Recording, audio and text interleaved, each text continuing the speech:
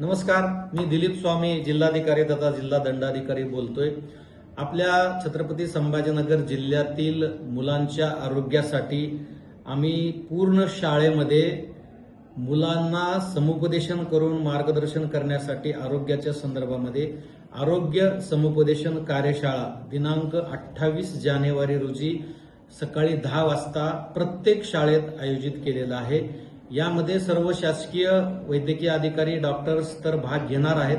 त्याचसोबत IMAच्या माध्यमातून सर्व खासगी डॉक्टर सुद्धा सहभागी होणार आहेत।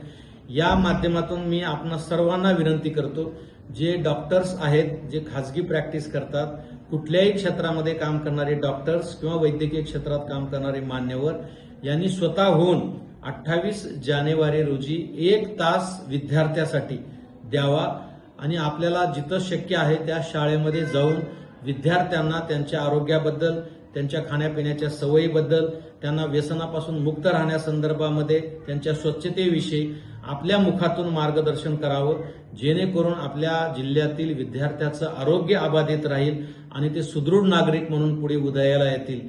यासाठी सामाजिक भावनेतून एक समाजसेवा म्हणून सर्व डॉक्टरांनी या उपक्रमामध्ये सहभाग नोंदवावा अशी मी आपणाला विनंती करतो। धन्यवाद।